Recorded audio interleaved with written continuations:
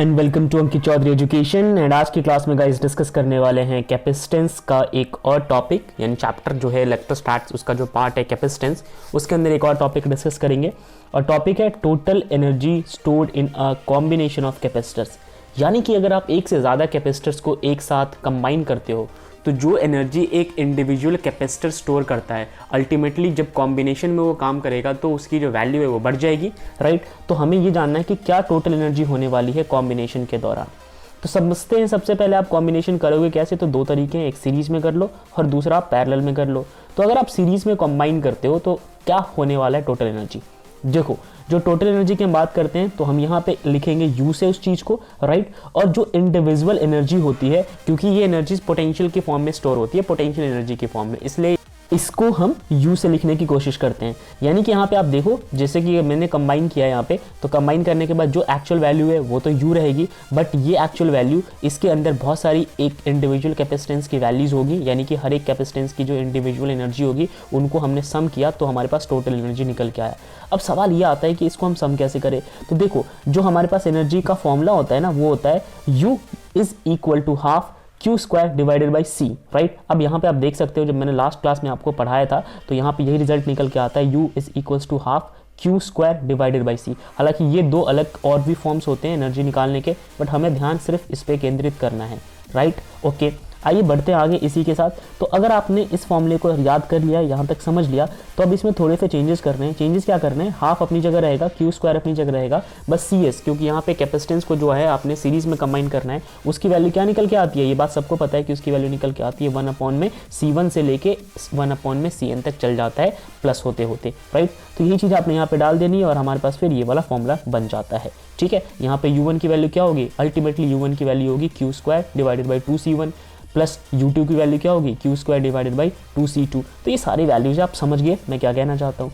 जब आप इसे पैरेलल में कंबाइन कराने की कोशिश करते हो तो पैरेलल कॉम्बिनेशन में बहुत आसान फॉर्मूला है, और सबसे पहले तो पैरेलल में आपको ये वाला फॉर्मूला याद रखना है, दिस वन, राइट। इस फॉर्मूले को आपने इस्तेमाल करना है और उसके बाद पैरेलल कॉम्बिनेशन पे आइए। तो जब हम पैरेलल कॉम्बिनेशन की बात करेंगे तो हमारे पास U is equals to half CP V square होता है, CP यहाँ पे कैपेसिटेंस पैरेलल के अंदर। अब बाकी चीज़ें ध्यान से देखिए, हाफ अपनी जगह है, यहाँ पे अपनी जगह, V स्क्वायर यहाँ पे अपनी जगह है, बट ये जो बीच वाला सेंटर वाला टर्म है ना, इसको हमने इतने में स्प्लिट कर दिया, बिकॉज हमने पैरेलल का फॉर्मूला यहाँ पे अप्लाई करना है, क्योंकि हम एक से ज़्यादा कैपेसिटेंस को यहाँ पे ऐड कर रहे हैं एनर्जी निकालने के लिए। तो सबकी वैल्यूज इंडिविजुअल आपको अच्छे से पता है, C1 plus C2 plus C3। देखो, सीरीज में डिवाइड होके ऐड होता है और पैरेलल में डायरेक्ट ऐड हो जाता है, ओके। तो जो रिजल्ट निकल के आएगा पैरेलल में भी एनर्जी तो यही निकल के आएगा, इंडिविजुअल एनर्जी का सम is all about the total energy. But हुआ कैसे ये मैंने आपको समझा दिया। चलिए आगे बढ़ते हैं, और एक लाइन इसमें बहुत अच्छी से लिखी हुई है, इसको रीड कर लीजिए कि जो टोटल एनर्जी स्टोर होता है ना सीरीज कॉम्बिनेशन या फिर पैरेलल कॉम्बिनेशन में कैपेसिटर्स के केस में, ये इक्वल होता है sum of their energy stored in individual capacitors. तो जो मैंने आपको बताया, इंडिविजुअल फॉर्म में जो एनर्जी स्टोर होता है उसी को अगर आपस में जोड़ दोगे तो टोटल एनर्जी निकल के आएगा, फिर चाहे आप पैरेलल में जोड़ो चाहे आप सीरीज में इसको जोड़ो। आइए अगले टॉपिक की ओर बढ़ते हैं। यहाँ पे आपसे बोला हुआ है कि जो एनर्जी डेंसिटी होती है ना पैरेलल प्लेट कैपेसिटर की, वो आपको बतानी है। अब एनर्जी डेंसिटी से मेरा क्या मतलब है, एनर्जी डेंसिटी से मतलब ये है कि मान लीजिए ये मेरे पास कैपेसिटर है, तो इस कैपेसिटर के अंदर आपने एनर्जी स्टोर कराना है, ये बात तो सबको पता है, मगर उस एनर्जी की डेंसिटी क्या होगी। डेंसिटी का मतलब क्या होता है कि किसी एरिया में एनर्जी ज़्यादा हो सकती है, किसी एरिया में कम हो सकती है, या फिर पूरे में थ्रू आउट दी वॉल्यूम अगर मान लीजिए एनर्जी सेम भी रहती है तो फिर कितना डेंस होगा वो एनर्जी, राइट। ओके, देखो एक ने यहाँ पे मैं आपको प्लॉट करके बताता हूँ। मान लो कि ऐसे नहीं, ये डॉटेड एनर्जी को रिप्रेजेंट कर रहे हैं, ठीक है। अब ये डॉट्स जो है, अगर ये इनकी संख्या बढ़ जाएगी तो एनर्जी डेंसिटी इंक्रीज कर जाएगी, इन डॉट्स की संख्या घट जाएगी तो एनर्जी डेंसिटी डिक्रीज कर जाएगी, राइट। आपको बात समझ में आई कि एनर्जी जो है पर यूनिट वॉल्यूम कितना मौजूद है।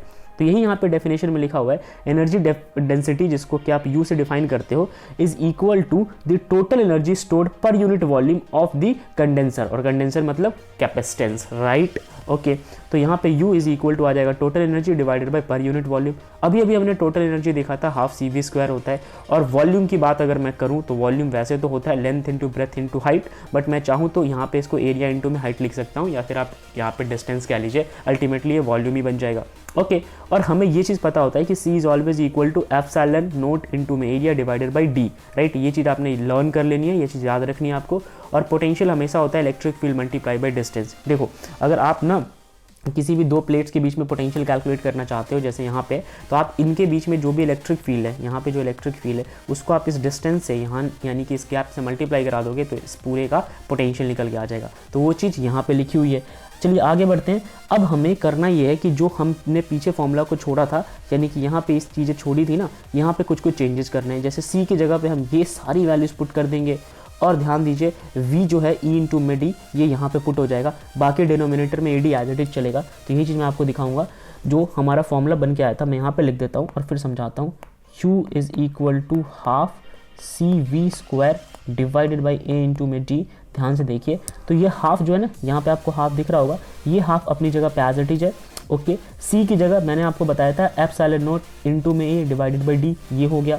ओके, और इस v स्क्वायर की जगह, मतलब पहले तो v की जगह आपको क्या पुट करना पड़ेगा, v की जगह पुट करना पड़ेगा e मल्टीप्लाई बाई डी, क्योंकि यहाँ पे v स्क्वायर है इसलिए हो गया e square multiply by D square. Okay, ये बात समझ गए। और ये जो ad है ये डिवाइड में था तो ये ऊपर उठ के यहाँ चला जाएगा, राइट। तो ये ad इन्हीं के साथ चला गया। ओके, तो अब हमारे पास ये कंक्लूजन निकल के आया। अब इसको आप फर्दर सॉल्व कर लोगे, इस पूरे वैल्यूज़ को फर्दर सॉल्व कर लोगे अच्छे से, जहाँ पे कुछ वैल्यूज कट जाएंगी, जैसे इस d से ये वाला d कट जाएगा, राइट, एक बार यहाँ से डिलीट हो जाएगी, और एक d से ये वाला d, यानी कि ओवरऑल जो d है वो हट जाएगा यहाँ से। अब केवल ऊपर क्या बचा, यहाँ पे e स्क्वायर, ये वाला e स्क्वायर बचा, एप्सिलॉन बचा, एप्सिलॉन नॉट मतलब, ठीक है। तो ये सारी चीज़ें आ गई। तो जो हमारा फॉर्मूला बन के आता है ना, वो बन के आता है u is equal to half epsilon naught multiply by E square. और ये है क्या, ये u जो है, ये u है आपका एनर्जी डेंसिटी, राइट। ओके, तो आपने एनर्जी डेंसिटी भी समझ लिया। चलिए अब हम बात करते हैं कॉमन पोटेंशियल के बारे में। कॉमन पोटेंशियल से मेरा मतलब ये है कि जब कभी भी आप मल्टीपल कैपेसिटर्स को अगेन कंबाइन करते हो या फिर एक साथ चार्ज करते हो, तो जो उनका कॉमन पोटेंशियल है वो क्या निकल के आएगा। तो यानी कि इस चीज़ को पढ़ने के लिए आपको एक थ्योरी पढ़ना पड़ेगा। When two capacitor charge to different potentials, मान लीजिए कि मेरे पास दो कैपेसिटर है, एक ये है और एक ये है, इन दोनों को आप अलग अलग पोटेंशियल्स के थ्रू चार्ज करने की कोशिश करते हो, राइट। और फिर आप उनको कनेक्ट कर देते हो एक कंडक्टिंग वायर के थ्रू, यानी कि इन दोनों को मैं कनेक्ट कर देता हूँ यहाँ पे एक कंडक्टिंग वायर के थ्रू।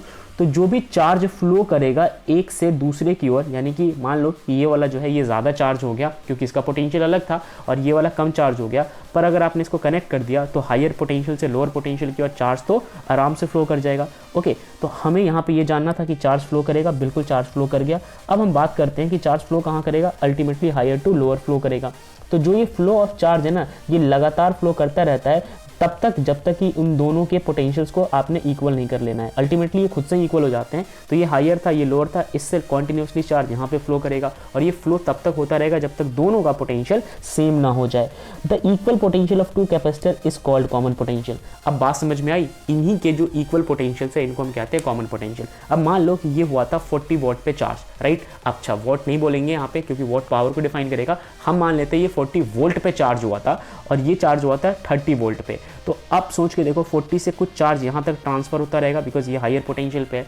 अल्टीमेटली ये ट्रांसफर तब तक होता रहेगा जब तक कि दोनों का पोटेंशियल इक्वल ना हो जाए। तो अगर मान लो कि ये हो जाता है 40 है, ये 30 है, तो टोटल हो गया 70। तो दोनों 35 अगर हो जाएंगे उस समय फ्लो बंद हो जाएगा, और 35 ही वो वैल्यू होगी जिसको आप क्या कहोगे, कॉमन पोटेंशियल कहोगे। Obviously no charge is lost in this process by sharing of charge by the two capacitor. अच्छा, एक चीज ध्यान रखना, कभी भी चार्ज यहाँ पे कोई लॉस नहीं होता है। आप ये मत सोचना कि इसका चार्ज जो है वो लॉस हो गया अगर आप इसमें इसको ट्रांसफर कर रहे हो, तो चार्ज यहाँ पे शेयर हो गया, लॉस नहीं हुआ है। ओके, अब बात कर लेते हैं, जैसे कि मैंने आपको समझाया था, इसी को मैथमेटिकली समझने की कोशिश करते हैं। मान लीजिए कि आपके पास दो कैपेसिटर है C1 और C2, और उनकी जो कैपेसिटीज़ है ना, दोनों कंडेंसर या कैपेसिटर की, ठीक है, charge to potential V1 and V2। Okay, तो अब इनकी तो ये कैपेसिटीज हो गई C1 और C2, और उनको चार्ज आपने किया V1 और V2 पे, ये दोनों के अलग अलग पोटेंशियल्स है।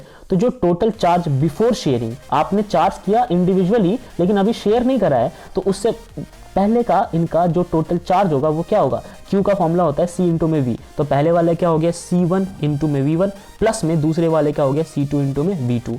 और उसके बाद जब आपने इनको शेयर कर दिया, जब आपने इनको आपस में इकट्ठा कंबाइन करके शेयर कर दिया, तो देखो शेयर करने के बाद जो इनका कॉमन पोटेंशियल निकल के आएगा वो क्या निकल के आएगा, आफ्टर शेयरिंग ये वैल्यूज ये निकल के आएंगी। अब ये है क्या, देखो ये तो हमारे पास जो वैल्यू है ना, ये है शेयर करने के बाद। तो यहाँ पे शेयर करने के बाद पोटेंशियल तो सेम रहेगा, ठीक है। तो C1V प्लस में C2V, ये V पे ध्यान देना थोड़ा, ठीक है, ये V चेंज नहीं होने वाला। तो अल्टीमेटली जब आप यहाँ से कॉमन निकालोगे तो V कॉमन निकल के आ जाएगा, राइट। तो बचेगा C1 plus C2 multiply by V, ठीक है।